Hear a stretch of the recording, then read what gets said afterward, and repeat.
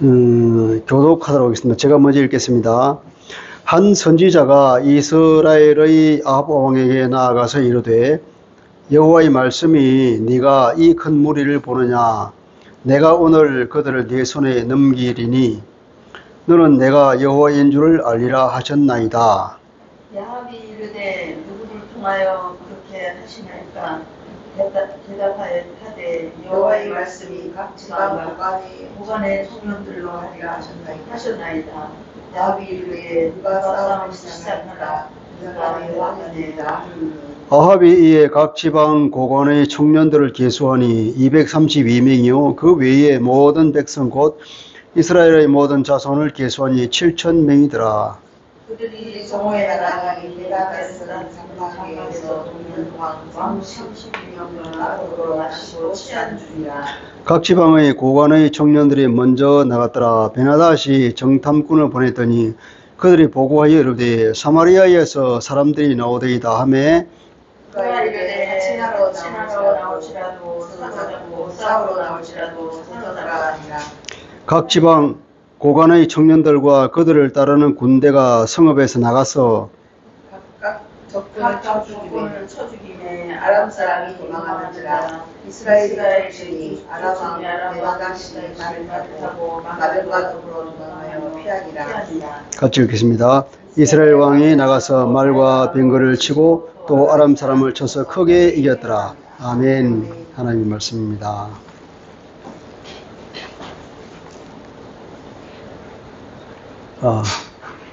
학교에서 경제학을 배우면 그 고전 경제학의 아버지라고 할 수 있는 아담 스미스를 배웁니다. 그분이 옛날에 국부론이라는 책을 썼는데 거기서 이제 시장을 정부가 개입하자고 가만히 내버려두면 자기가 스스로 굴러간다. 그러면서 그 안에는 뭐냐 보이지 않는 손이 있다 그래요. 지금 우리 생각하면 수요와 공급에 의해서 가격이 결정되면 저절로 시장이 움직이는 것처럼 그러니까 시장의 자유시장의 효율성을 말하면서 이제 보이지 않는 손이 있다 그랬죠. 보이지 않는 손. 우리는 여기서 하나님의 보이지 않는 손을 생각해야 될 것입니다. 창조주 하나님은 그냥 창조를 해놓고 그냥 던져버려 두시는 것이 아니라 그걸 또 하나님의 모든 지혜와 모든 능력을 통하여서 아주 치밀하게 아주 정확하게 그것을 운행하고 계세요. 그죠? 그 운행하고 계시는데 그냥 우리가 해가 떠서 동에서 떠서 서로 찌고 달이 샀다가 기울고 하는 것이 그냥 있는 것이 아니고 그 이면에 있는 하나님의 손길을 보는 눈이 있어야 된단 말이죠. 그냥 그렇구나 그냥 넘어가는 것이 저긴 그 함에 하나님께서 창조하시고 오늘도 저렇게 정확하게 움직이고 계시는구나. 그래서 이 우주가 없어지지 않냐고 이 지구부에 있고 내가 살아가는구나. 그런 감사를 알아야 되는 거죠. 그 보이지 않는 손길을 생각할 때만이 그런 감사가 나오겠죠. 근데 문제는 이제 우리가 살다 보면 하나님은 보이지 않는 손을 못 볼 때가 많단 말이죠. 어떻게 그러면 하나님은 보이지 않는 손을 볼 수 있을까? 보면 참 좋겠죠. 그때 보면 이런 어려운 환경에서도 하나님께 감사할 수 있고 또 하나님의 손길을 생각하면서 견딜 수가 있는데 우리는 그거 못 보고 그냥 지나치게 되는 거 많으니까 이거 잘 보면 좋겠어요. 이런 것을 잘 보도록 하기 위해서 하나님께서 이 역사를 통해서 우리에게 교훈을 주고 있습니다. 우리가 열왕기라면 이스라엘의 역사는 그냥 한 나라의 역사가 아니라 하나님과 인간 사이에 어떻게 하나님께서 인간 역사에 개입해 오시고 하나님의 구원 계획을 이루어 나가시는가 하는 그 계획을, 그 역사를 보게 되는 거거든요.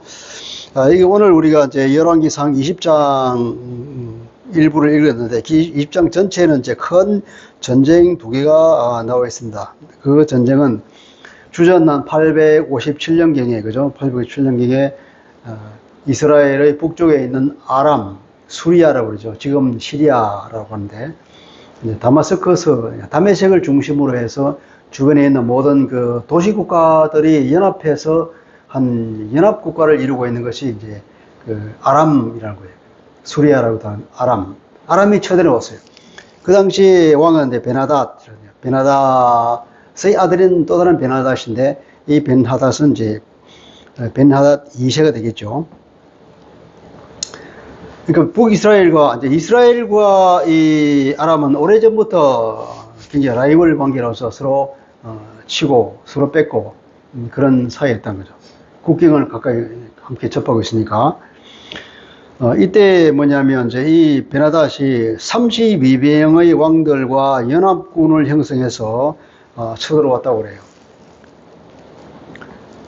20장 1절에 보면 나오죠. 아람의 벤하닷 왕이 그 군대를 다 모으니 왕 32명이 그와 함께 있고 또 말과 병거들이 있더라. 이에 올라가서 사마리아를 에워싸고 그곳을 치며, 그러니까 사마리아 수도잖아요. 사마리아를 포위했다는 거예요. 사마리아를 포위했으면 이제 그 주변 지방들은 다 뭐 초토화가 됐겠죠. 사마리아만 남아서 이제 풍년농화 같은 상황이 된 거죠. 32명의 왕들이라 그러지만 이제 그 도시국가 이제 연합이니까 그 주변에 있는 이제 다메섹의 왕을 이제 섬기는 그런 여러 왕들이 연합군을 형성하고 쳐들어온 거죠. 그러니까 연합군을 이루고 왔으니까 수가 굉장히 많겠죠. 우리가 나중에 이제 29절 같은 데 보면 이제 그 다음 전쟁에서 한 번 죽였는데 10만 명 이상 죽였다고 해요. 그러면 이 군대가 적어도 10만 명이 넘을 거라고요. 대군이 와서 다 에워싸고 있는데, 그러니까 이 당시 왕은 이제 북이스라엘의 아합입니다. 그 유명한 아합, 굉장히 하나님 앞에 타락해서 북이스라엘의 우상을 가져온 장본인이요, 또 그로 인해서 남유다까지도 우상에 물들게 만든 그 장본인. 그 아내는 이세벨이라고 시돈 지방에 있는 에발의 발을 섬기는 그 제사장, 그 왕의 딸 이세벨이라는 여자죠. 아주 악독하기로 유명한 그런 왕 시절인데, 이미 나라가 이제 전체가 약탈을 당하고 사마리아가 포위된 상황에서 이제 아합은 완전히 전의를 상실을 했겠죠. 그래서 항복하고 이제 봉신 국가가 되기로 이제 마음먹은 거예요. 그 당시에는 서로 전쟁을 하면 이제 그럼 내가 졌다 그러면 내가 신하가 되고 당신을 섬기겠습니다. 그러면 이제 서로 화친 조약을 맺고 돌아갑니다. 전쟁은 끝나고 더 이상 살육이 없고, 그 대신에 이제 해마다 과도한 조공을 바쳐야 되죠. 요구하는 것만큼. 경제적으로 이제 핍박하게 되지 않습니까? 이제 그렇게 해도 그것이 그래도 전쟁에 나가서 군사가 들어와서 뭐 사람을 죽이고 부수고 하는 그것보다는 나으니까 항복하기를 결심한 것 같아요. 4절에 이렇게 나와 있습니다. 이스라엘의 왕이 대답하여 말하기를 내 주 왕이여 왕의 말씀같이 나와 내 것은 다 왕의 것이니이다. 그러니까 사달을 보내서 베나닷이 야 너 항복해. 네 거 모두 내 거야. 그러니까 그렇습니다. 내 주 왕이여 그러잖아요. 아합이 하나님을 보고는 절대로 주라고 안 하고 전부 자기 것이라 그랬는데, 이 베나닷 앞에서는 내 주 왕이여 그러면서 모든 것은 내 것은 모든 것은 다 왕의 것입니다. 그렇게 이게 봉신국가가 되겠다는 그 얘기예요. 아마 아합은 하나님께 기도할 염치도 없을 것입니다. 하나님께 기도도 하지 않을 거예요. 그러니까 내 것이 아니라 하나님의 것이라고 이미 선포하고 살았더라면 이렇게 외적이 침략을 해왔을 경우에 이것은 원래 내 거 아니니까 주인한테 맡기면 될 거 아닙니까? 하나님께 맡겨버렸다면 하나님의 것입니다. 하나님이 지키십시오. 그러면 내가 한 주기 편하잖아요. 기도하기도 싫고. 그런데 내 거라 그러니까 이게 지키기 힘들죠. 예수님은 그랬잖아요. 우리가 재물 있는 사람 보고 내 보물을 하늘에 쌓아두라. 하늘에는 그 도둑도 없다. 어떻게 감히 하늘나라를 침입하겠습니까? 우리가 이런 지혜가 있기를 바랍니다. 우리에게 있는 모든 것들은 누구 거라고요?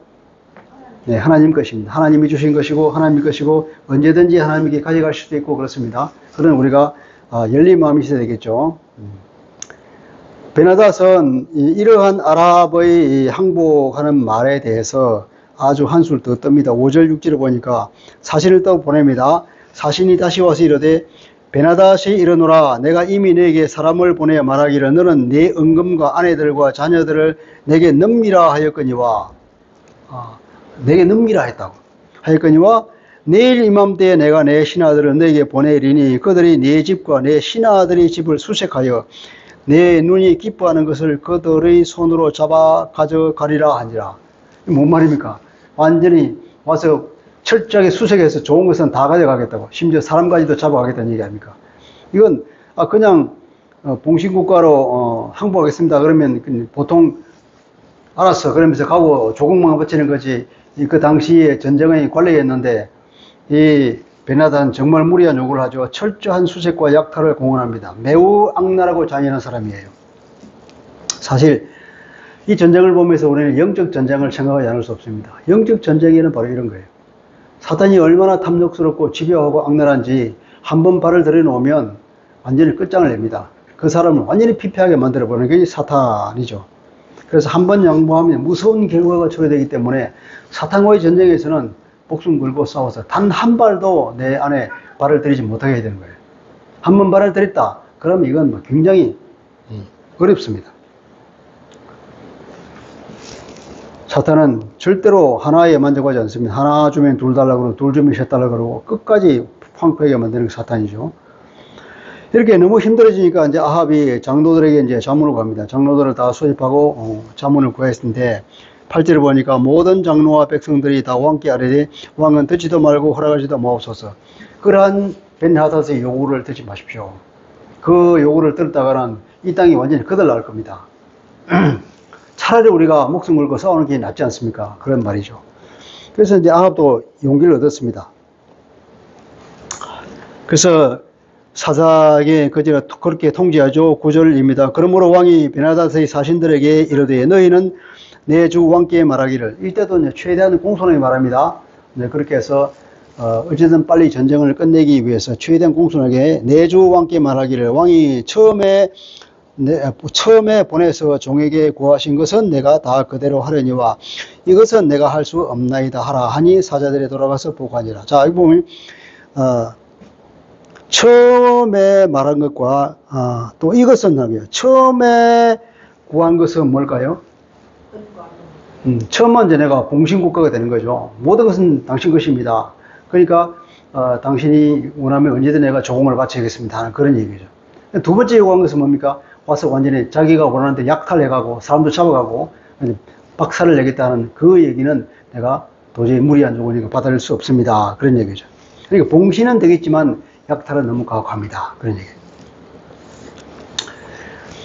그러니까 이 얘기를 듣고 베나닷이 화가 났습니다. 10절에 보면 베나닷이 독서를 내뱉거든요. 그때 베나닷이 다시 그에게 사람을 보내어 이르되 사마리아에 부스러진 것이 나를 따르는 백성의 무리의 손에 채우기를 족할 것 같으면 신들이 내게 벌 위에 벌을 내리면 마땅하리라. 신들이 내게 벌 위에 벌을 내리면 마땅하다. 이것은 이제 그 당시에 자기가 섬기는 신에게 맹세하는데요. 정형적인 문구예요.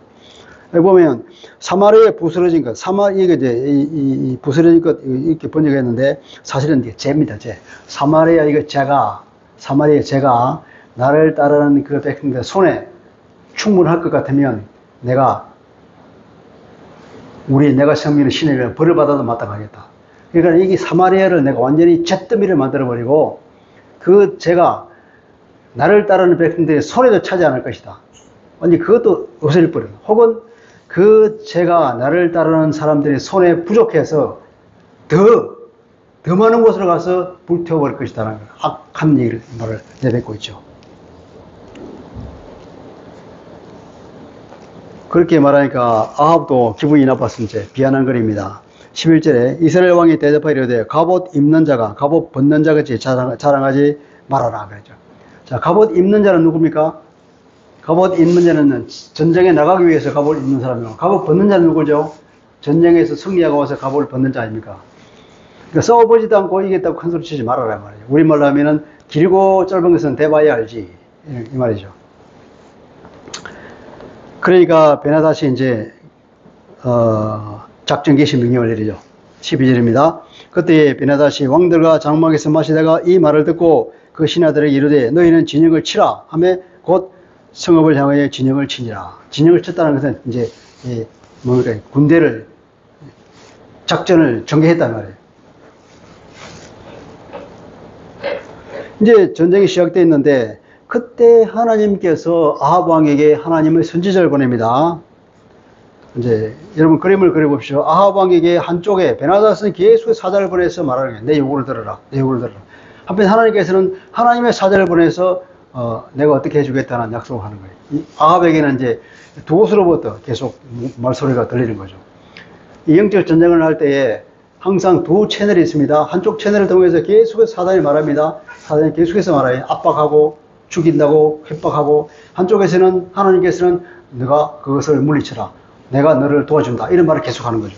이때 우리가 누구 말을 들어야 돼요? 하나님이 무슨 말씀을 하시느냐 하면 13절을 볼까요? 자, 13절은 앞에 이제 이 말이 빠졌습니다. 번역할 때. 자, 그런데 보라 하는 이 말이 있어요. 이렇게 전쟁이 시작되고 이제 아합에게는 오금 이전에는 절체절명의 위기 가운데 있는데, 근데 상황이 확 반전된 거예요. 그런데 보라. 한 선지자가 이스라엘의 아합 왕에게 나아가서 이르되 여호와의 말씀이 네가 이 큰 무리를 보느냐? 내가 오늘 그들을 내 손에 넘길 것이다. 너는 내가 여호와인 줄 알리라.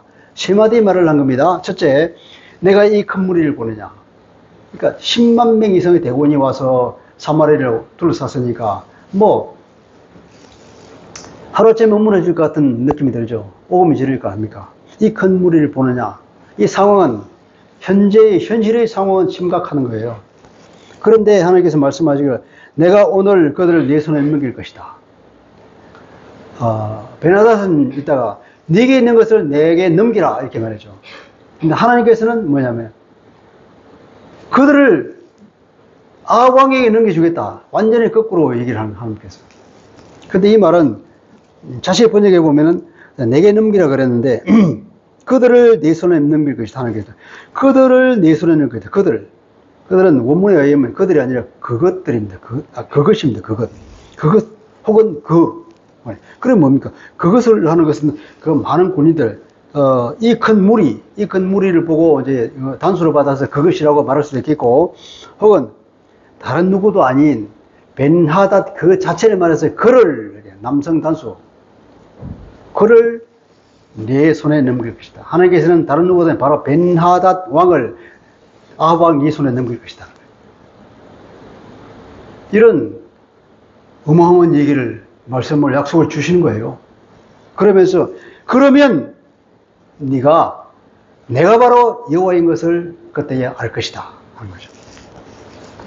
이게 뭡니까? 하나님의 사랑 아닙니까? 하나님의 사랑이 이런 거예요.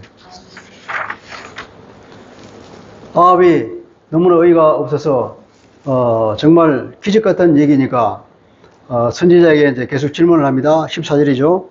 아합이 이르되 누구를 통하여 그렇게 하리까? 그러면 성이 포위돼서 싸울 군대도 없는데 누구를 통해서 하겠냐? 어떤 사람이 나가서 싸우겠냐 이 말이에요. 누가 전쟁에 나가느냐 이 말이죠. 그러니까 그 대답이 여호와의 말씀이 각 지방은 고관의 청년들로 하리라 하셨나이다. 각 지방의 방백들 있잖아요. 그 사람들이 이제 사마리아에 몰려와 있었던 것 같아요. 그들의 청년들이 누굴까요? 그 고관들의 아들일까요? 아니면 그 고관들이 데리고 다니는 그 수종 드는 사람들일까요? 아마 후자들이겠죠. 군인이라고 하기는 그렇고, 왜냐하면 이게 우문은 청년이야, 소년들이에요, 소년들이 그랬으니까 아마 그런 각 방백들이 그 관청에 데리고 있는 그 심부름하는 그런 청년들 같아요. 근데 그 사람들을 통해서 하겠다는 거예요. 그러면 또 묻죠. 그럼 누가 전쟁을 시작할까요? 말하잖아요. 아합이 이르되 누가 싸움을 시작하리까? 싸움은 누가 시작할까요? 이것은 누가 지휘를 하겠습니까? 대답은 이게 당신입니다. 네가 가서 해라. 아합이 지휘를 해서 그 소년들을 데리고 전쟁을 하라는 거예요. 그래서 이제 전쟁하려고 자원을 점검해 봅니다. 사마리아 성에 있는 모든 조사를 해봤더니 그 청년들이 모두 몇 명이냐? 232명이었다고. 그리고 징집병, 거기서 전쟁에 나갈 만한 남자들을 다 골라보니까 총 7,000명이 나왔다는 거예요. 피라노가 있는 사람들. 그 7,000명과 그 청년들, 그 소년들 232명을 지휘관으로 삼아가지고 그 7,000명을 이끌고 아합 왕이 총사령관이 돼서 나가서 싸우게 된 판이죠. 그런데 아람 연합군은 무려 10만 명이 넘는 대군이잖아요. 우리가 기드온이 미디안과 더불어 싸울 때 그 사사기에 나오는 얘기를 우리가 기억합니다. 하나님께서는 기드온 보고 사람 수를 줄여서 단 300만만 남기고 이 300명을 가지고 기드온 수십만 명하고 대적하라는 거예요.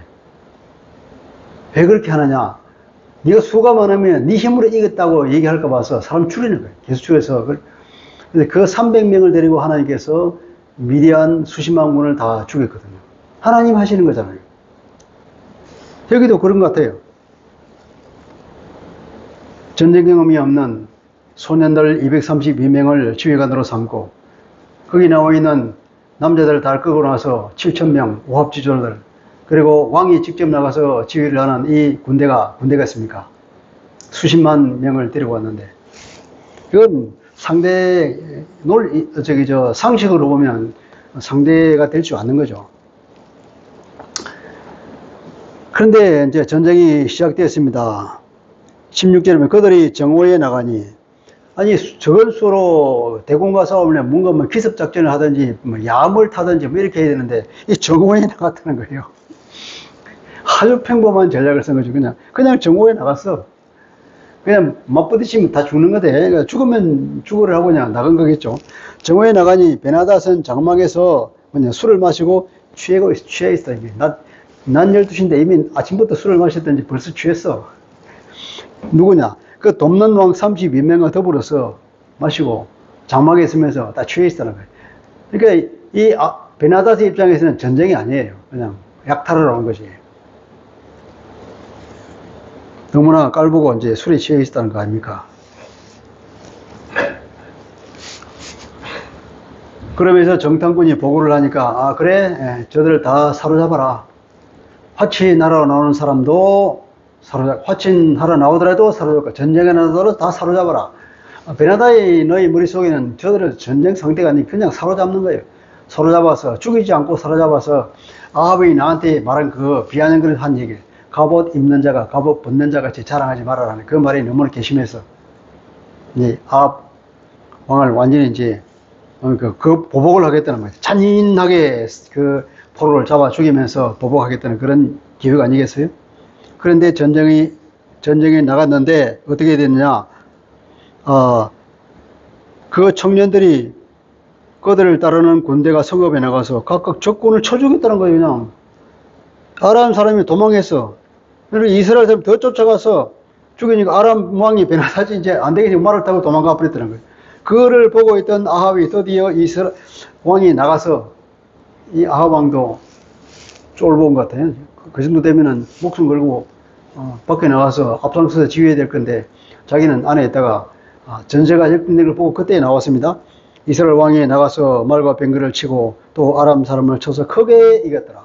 대성을 거기 뒀다는 거예요. 이런 전쟁이 역사에 기록되어 있는 거예요. 주전 857년입니까? 이 본문이 우리에게 뭘 말씀하고 있을까요? 왜 하나님은 극도로 타락한 아합 왕, 그 아합 왕을 따라서 함께 타락한 북이스라엘 사람들을 그 베나닷의 수중에서 올모에서 건져줬을까요? 구원해줬을까요? 그것은 바로 하나님의 성품되는 것입니다. 하나님의 그분은 본성이 그냥 착해요. 헷세대 하나님 아닙니까? 하나님이 자기를 스스로 자기를 계시할 때에 출애굽기 34장 6절 7절에 이렇게 계시하잖아요. 자비롭고 은혜롭고 노하기를 더디하고 인자와 진실이 많은 하나님이라. 인자를 천대까지 베풀며 악과 과실과 죄를 용서하리라. 용서하시는 하나님, 은혜가 많으시고 자비롭고 노하기도 더디하시고 인자와 진실이 많은 성실하신 하나님, 자기 하나 말을 반드시 지키는 하나님, 그리고 긍휼이 많으시고 공의로우시고 그러나 벌을 면제하지는 아니하시고 아버지의 악행을 자손 3代까지 보응하리라. 왜 벌을 면제하지 아니할까요? 하나님은 공의로우시니까. 그 공의로우신 분이기 때문에 벌을 면제하지 않는 거예요. 하나님은 공의로우시니까 우리를 구원하기 위해서 어떻게 했습니까? 그 벌을 면제했습니까? 면제하지 않았습니다. 그럼 누가 그 벌을 받았습니까? 예수님 받았잖아요. 십자가에서. 우리가 받아야 할 그 저주를, 우리가 받아야 할 그 사형 집행을 주님이 대신 받았지 않습니까? 이런 사는 것 자체이신 하나님이니까 당신의 백성을 아무리 악하고 타락하고 하나님을 떠나고 그렇다 하더라도 그들에게 은혜를 베푸시는 거예요. 끝까지 사랑하고 보호하시는 하나님. 인간은 그 언약을 파기했을지언정 하나님은 절대로 당신의 자기의 백성들에게 약속한 그 보호를 철회하지 아니하시는 하나님을 보게 됩니다. 그러나 언제까지나 참고 기다리시지만 않죠. 때가 되면 하나님 심판하시잖아요. 때가 되면 주님이 재림하실 것입니다. 그래서 우리는 전도해야 되겠죠. 예수 모르는 사람들. 때가 되면 주님이 오시면 그때까지는 하나님이 참으시겠지만 더 많은 사람이 회개하고 돌아와서 구원을 얻도록 하나님이 참고 기다리시겠지만 그러나 언제까지 참지는 않는단 말이죠. 이러한 하나님의 사랑이 신약 시대를 살고 있는 우리에게도 여전히 적용이 되죠. 그래서 비록 우리가 허물이 많고 비록 우리가 예수를 믿고 구원을 받았다 할지만 계속 죄를 짓잖아요. 우리 마음속에 악한 거 생각하고. 그런데 할지라도 하나님은 우리를 계속 사랑해 주시고 보호해 주시고 그런 구원의 은혜를 베풀어 주신다는 말이에요. 할렐루야. 이게 하나님의 은혜입니다. 신약 시대를 사는 우리는 또한 하나님의 이러한 햇세대의 사랑에다가 더불어 예수 그리스도의 십자가 은혜가 또 있잖아요. 그럼 왜 하나님께서 이렇게 자기 백성을 사랑하시고 끝까지 구원해 주시고 보호해 주실까요? 그 이유는 아까 그랬죠. 그러면 너는 내가 여호와인 줄 알 것이다. 아합이 내가 여호와인 줄을 모르는 거예요. 아무리 얘기해도. 아무리 많은 선지자라고 하더라도 그 자기 마누라 말만 듣고 누구처럼 자기 마누라 말만 듣고 선지자 말을 안 듣는 거예요. 그냥 바알에게 가서 절하고 그런 악행을 하나님은 도무지 그 사람 안중에도 없는 이런 무식한 사람에게 하나님께서는 끝까지 뭐냐면 내가 누군지를 아합으로 하여금 알게 만들어서 그가 내게 순종하여서 구원을 얻기를 원하신다. 이게 하나님의 마음인 거죠. 너는 내가 여호와인 줄 알리라. 하나님의 권능, 하나님의 살아계심을 자각하고 회개하고 돌아오라고 하는 하나님의 메시지죠. 내가 깨뜨린 그 언약 안으로 다시 돌아오라고 하는 하나님의 호소입니다. 하나님의 말씀을 잘 들으라고 하는 하나님의 안타까운 말이죠. 하나님의 다스림 안으로 들어오라. 하나님의 구원 안으로 들어오라. 하나님의 은혜 안으로 제발 들어와라. 은혜 베푸는 사람이 이렇게 애걸복걸 할까요? 그게 하나님이라. 바울도 그랬잖아요. 사람들 가는 곳곳마다 바울 저기는 무슨 사도냐 하는데 바울은 편지를 쓸 때마다 내가 사도다 하는 거예요. 왜 내가 사도다 하는 걸 그렇게 강조하고 얘기를 해야 될까요? 말 안 들으면 가만히지.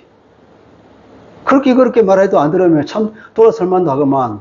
이 바울도 그렇게 그들이 안타까워서 자기가 사도라는 걸 굳이 누누이 말하면서 얘기하죠. 왜 그럴까요? 그러니까 내 말이 곧 주님의 말씀인 줄 알고 제발 내 말 좀 들으라 하는 그 얘기 아니겠어요? 제발 내 얘기를 듣고 구원의 은혜로 들어와라. 주님의 십자가 은혜 안으로 들어와라는 그 간절한 마음이 바울이 자기가 사도라고 강조하는 이유가 그게 있는 거죠. 내가 여호와인 줄 알리라. 네가 바로 내가 여호와인 줄 알리라. 다른 누구도 아니야. 네가 말하고 있는 바로 내가 네가 소문을 듣고 있는 그 여호와 하나님이다. 알아라는 거죠. 지금 우리는 말하면 예수가 그리스도야. 예수가 그리스도인 것을 알아라 제발. 예수 그분이 그리스도야. 그분이 바로 메시아야 하는 거예요. 오늘날 예수가 그리스도인 줄 모릅니다. 사람들이. 그분이 메시아라는 걸 몰라서 예수를 따르지 않고 예수가 말하는 복음을 듣지 않죠. 하나님은 이것을 볼 때에 당신의 백성을 보호하기 위해서 역사에 자주 개입하시는 분이에요. 역사에 개입하시는 이 전쟁에 개입하시잖아요. 그런데 하나님께서는 큰 전쟁이나 혹은 어떤 세계의 큰 역사만 섭리하시는 하나님이 아니라고요. 우리가 알아야 할 것은 오늘 나에게 일어난 크고 작은 사건들까지도 다 하나님의 섭리 가운데 있다는 것입니다. 그러니까 나에게 일어나는 크고 작은 그 사건 안에서도 분명히 하나님의 보이지 않는 손이 있다는 거예요. 그 보이지 않는 손을 봅시다. 그 보는 것이 은혜인 거예요. 아, 이 속에 하나님의 손이 있구나. 하나님의 손길을 통해서 내게 무슨 메시지를 주실까? 그것을 읽을 줄 아는 그것이 복이라 이 말이죠. 사건의 이면에 있는 하나님의 보이지 않는 손을 볼 줄 아는 것. 이것이야말로 큰 지혜의 원입니다. 사건을 통해서 말씀하시는 하나님의 메시지를 들을 줄 알아야 한다는 것입니다. 무엇이 필요합니까? 눈이 필요하죠. 믿음의 눈, 믿음의 귀, 이것이 필요한 거죠. 깨닫는 마음이 필요합니다. 결론을 맺도록 하겠습니다. 하나님 되심을 인정하고 하나님의 말씀에 순종하라 하는 말씀이죠. 예수가 그리스도인 줄 알고 오늘 나에게 보이지 않는 그 손길 가운데 역사하시는 그 하나님께서 바로 그 유명한 여호와 하나님의 것을 알고 내가 그분 앞에 무릎을 꿇으며 그분의 말씀에 순종하는 사람이 되어서 하나님의 은혜 가운데 하나님의 구원의 은혜 가운데 들어오라고 하시는 하나님의 그 손길 그것을 볼 수 있는 눈을 우리가 열어야 할 것입니다. 하나님은 지극히 선하시고 지극히 거룩하시고 공의로우시고 영광 가운데 계시고 자비와 긍휼이 풍성하신 하나님이시죠. 우리에게는 예수 그리스도가 하나님을 나타내 보여주시고 오늘날에는 성령으로 우리 안에 계시면서 우리를 인도하시잖아요. 이 말을 오늘 우리 버전으로 다시 얘기한다면 성령의 인도를 받으라. 성령께서 우리 심령 가운데 권고하시는 그 말씀에 순종해서 따라라 하는 거예요. 성령은 우리 안에 계십니다. 우리 안에서 우리 심령 가운데 어떤 권고의 말씀을 주세요. 뭐 이렇게 하는 것이 좋겠는데 하는 마음이 오면 그냥 하면 됩니다. 마음에 갈등을 하고 하기 싫은데 내가 이득이 될까? 이런 축번을 굴지 말고 내 안에 성령께서 내 마음에 그런 감동을 주면 즉시 순종해서 하나님의 말씀에 따르는 것. 이것이 바로 오늘 내가 바로 여호와인 알리라고 말씀하신 아합 왕에게 말씀하신 그 하나님의 말씀이 오늘 우리에게 이렇게 말씀하신 줄 믿습니다. 네. 사건의 이면에 있는 하나님의 손을 보는 마음의 눈을 뜨고 우리가 성령의 인도를 잘 받고 그분의 권고를 즉시 순종하는 하나님의 신실한 백성이 됩시다. 기도하겠습니다. 거룩하신 하나님 아버지, 오늘 우리가 역사를 통하여서 아합 왕을 침공해온 베나다디시의 그 잔인한 모습 가운데 하나님께서 친히 나타나셔서 당신의 백성을 보호하시고 그 악한 아합 왕과 그 타락한 북이스라엘 백성들을 살려주시는 걸 보게 되며 하나님께서 얼마나 사랑에 만하시고 긍휼에 만하시고 하나님께서는 사랑 그 셰세드 그 자체인 걸 우리가 보게 됩니다. 오늘 여전히 우리 가운데 계시는 성령님께서 우리에게 권고하실 때에 우리가 그 권고에 즉시 순종하면서 하나님의 백성으로서의 모든 은혜를 받는 그래야 하나님께서 인정받는 그런 하나님의 백성이 될 수 있도록 우리를 권고하시고 우리에게 이런 하나님의 보이지 않는 손길을 볼 수 있는 믿음의 눈이 떠 이런 은혜를 베풀어 주옵소서. 감사하며 예수 그리스도 이름으로 기도합니다. 아멘.